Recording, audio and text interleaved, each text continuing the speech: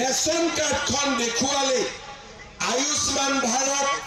আয়ুষ্মান অসম 5 লাখ টকালৈকে আমি চিকিৎসা সাহায্য পালো আমাৰ চৰকাৰে কলেজত বিনামূলীয়া এডমিশন আৰম্ভ কৰিলে এবাৰ মই তাতো অলপ ঠিক কৰিব খুজিছো বিনামূলীয়া এডমিশন ললে আগতে ইনকাম সাৰ্টিফিকেট লাগে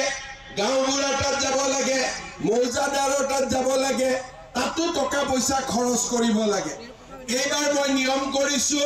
যে ৰেচন কাৰ্ডখন দেখুৱালে আমি বিনামূলীয়া এডমিশন পাই যাম আমাক ইনকাম সাৰ্টিফিকেট দৰকাৰ ভালবনে বেয়া হ'ব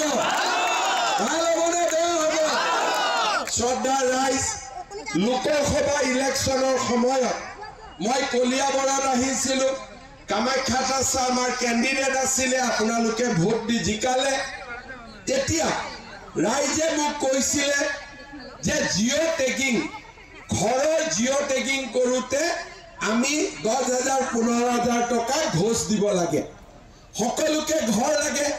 কিন্তু ঘৰ পোৱা নাই বলে কিয় পোৱা নাই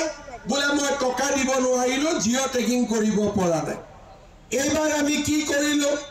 যে জীৱিকা সখী বাইদেউ সকলে আমাৰ ঘৰ বিলাকৰ জিঅ' টেগিং কৰি দিলে এবাৰ টকা লৈছে নেকি এবাৰ লৈছে নেকি পিছফালতে লৈছে নেকি তাৰ ওপৰতো যদি কোনোবা মানুহ মিছ হৈ গ'ল জিঅ' টেগিং কৰিব নোৱাৰিলে 10 মেৰ পৰা আমি 20 দিন সময় আপোনালোকৰ দিম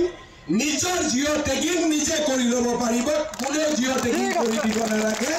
নিজৰ জিঅ' টেগিং আমি নিজে কৰিব পাৰিম বেয়া হ'বনে ভাল হ'ব নিজৰ পইচা নিজে ল'ব নেকি কোনবাই নিজৰ পইচাটো নিজে নলয় গতিকে নিজৰ জিঅ' টেগিং নিজে কৰক আৰু সকলোৱে আমি সুন্দৰ কৰি প্ৰধানমন্ত্ৰী আৱাস যোজনাৰ ঘৰ পোৱা আৰম্ভ কৰি যেতিয়া অৰুণোদয় আঁচনিটো ঘৰত আহে কষ্ট কাৰ কমে হাজবেণ্ডৰ কষ্ট কমি যায় না নাযায় ঘৰখন চলে গেছৰ চিলিণ্ডাৰ যেতিয়া 1,050 টকাৰ জায়গাত 650 টকা আহিব লাভ কাৰ হ'ব হাজবেণ্ডৰ হ'ব না নাই গতিকে কলেজত যদি এডমিশন ললে ছোৱালী যদি পঢ়াৰ খৰচটো চৰকাৰে দিয়ে হাজবেণ্ডৰ লাভ হয় নে নহয় নহলে বাপেকে খুদত টকা ধাৰ লৈ কলেজত পঢ়াব লাগিব এতিয়া কলেজত মামাই পঢ়াই আছে গতিকে দেউতাক কষ্টটো টকা পইচা বেলেগ কামত ঘৰত লগাব পৰা হৈছে এতিয়া আমি কিমান চিন্তা কৰিছো ক্লাস 9ত আমি সাইকেল দিছো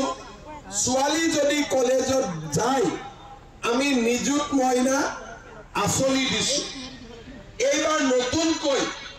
আৰু দুটা আঁচনি আমি কৰিব খুজিছো আমাৰ যদি ধনী মানুহৰ ঘৰত যায় লৰা মেট্ৰিক দিব আৰু মাকে লৰা